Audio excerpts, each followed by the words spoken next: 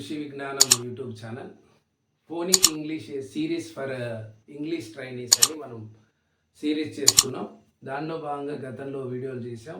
Before వీడియోలో మనం గ్రాఫెమ్స్ phonemes ఏదైతే సింబల్కి ఒక ఆ లెటర్ యొక్క సింబల్ దానికి ఇచ్చేటువంటి సౌండ్ గురించి చెప్తూ అన్ని లెటర్ సికి వచ్చే సౌండ్ని మనం చెప్పడం జరిగింది.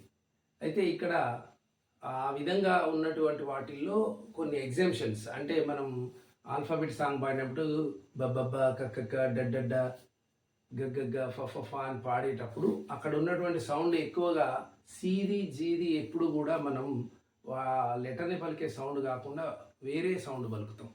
అయితే ఇట్లాంటి సిజి యొక్క ప్రత్యేకత ఏంటో ఈ వీడియోలో మనం తెలుసుకుందాం.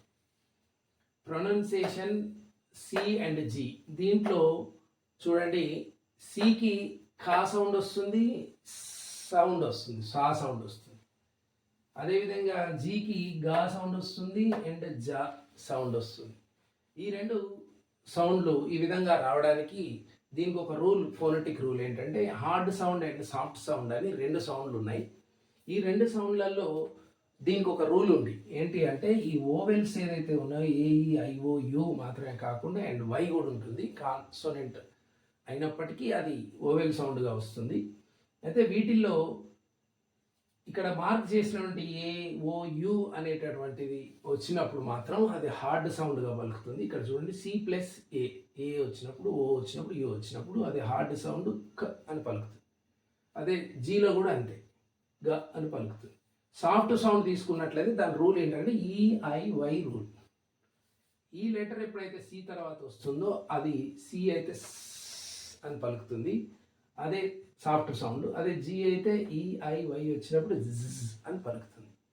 ఈ రూల్ చూసుకొని కొన్ని ఎగ్జామ్స్ తీసుకున్నాం. రూల్ ఏంటి అని చెప్పాం మనం. సి పక్కన ఏదైతే ఈఐవై రూల్ కదా, ఈ వచ్చిన, ఐ వచ్చిన, వై వచ్చిన వీటికి సెంట్, పెన్సిల్, సైబర్ అని వస్తుంది కాబట్టి అనే సౌండ్ సాఫ్ట్ సౌండ్ సీకి ఉంటుంది. అదేవిధంగా ఏ వచ్చినా, ఓ వచ్చినా, యు వచ్చినా అవి హార్డ్ సౌండ్గా క అనే పలుకుతుంది సీని.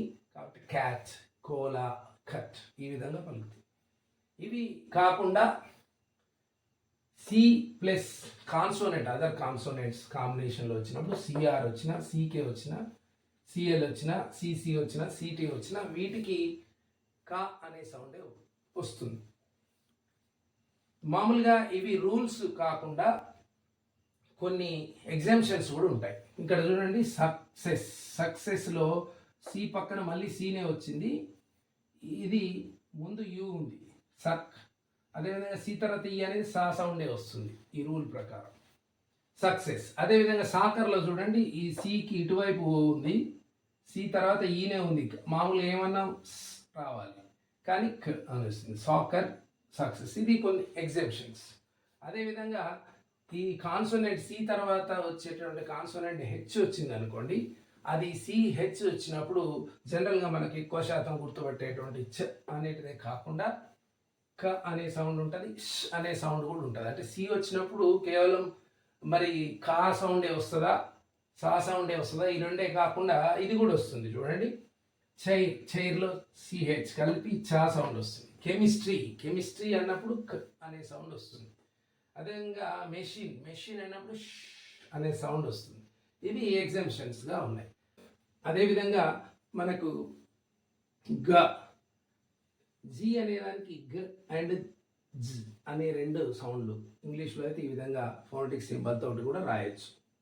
అయితే ఇక్కడ మనకేంటంటే ఈఐవై అనేది సాఫ్ట్ సౌండ్ అని చెప్పాం. ఆ సాఫ్ట్ సౌండ్లో ఏంజిల్, జీ పక్కన ఈ వచ్చింది, జీ పక్కన ఐ వచ్చింది, జీ పక్కన వై వచ్చింది. ఏంజిల్, జిరాఫ్, జిమ్ ఈ వీటిల్లో జ్ అని పలుకుతుంది.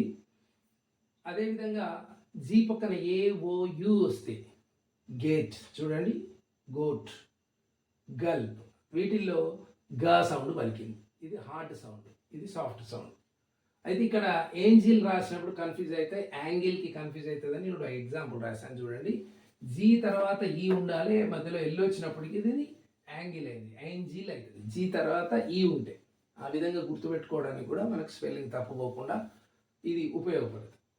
అయితే ఈ రూల్ అనేది ఉంది, కానీ ఎగ్జామ్షన్స్ కూడా ఉంటాయి జీకి. మనకు తెలుసు ఆల్ఫాబెట్ సాంగ్లో గగ్గ అని పాడతాం ఎక్కువ. మరి పాడినప్పుడు ఎక్కువ వర్డ్స్ దాంతోటే వస్తాయి. అంటే ఐ కానీ ఈ కానీ ఉన్నప్పుడు మనకు ఈ రూల్ ప్రకారం ఏంటి, జా సౌండ్ రావాలి చూడండి. కానీ ఈ లెటర్స్ వచ్చినప్పటికి కూడా జీ తర్వాత అది గానే పలుకుతుంది. Give, gift, girl, get, begin, gave, tiger జనరల్గా పిల్లలు వాడేటటువంటి ఎక్కువ వర్డ్స్. కాబట్టి ఈ విధంగా రూల్స్, ఎగ్జామ్షన్స్ ప్రతి దాంట్లో ఉంటాయి. ఈ ఫోనటిక్ రూల్స్ అన్నీ కూడా తెలుసుకోవాలి. ఖచ్చితంగా పిల్లలకి పలికేటప్పుడు సహాయం చేయడానికి ఉపయోగపడాలి. కాబట్టి మన వీడియోలు ఈ విధంగా ఫాలో అవుతూ, అదేవిధంగా మన యూట్యూబ్ ఛానల్ని ఇంకా ఎవరైనా సబ్స్క్రైబ్ చేయని వాళ్ళు ఉంటే సబ్స్క్రైబ్ చేయాలని, బెల్ బటన్ కూడా ఫర్దర్ వీడియోస్ కోసం నోటిఫికేషన్ రావడానికి ఉపయోగపడుతుంది. అదేవిధంగా లైక్ చేయండి, షేర్ చేయండి, కామెంట్ కూడా చేయండి. మీ చుట్టూ ఉన్న టీచర్స్ అందరికీ ఈ వీడియోస్ పంపండి. ఆ విధంగా మన స్కూళ్ళల్లో betterment English reading and spelling కోసం మనం ప్రయత్నం చేద్దామని తెలియజేసుకుంటూ, ఓకే, థ్యాంక్ యూ.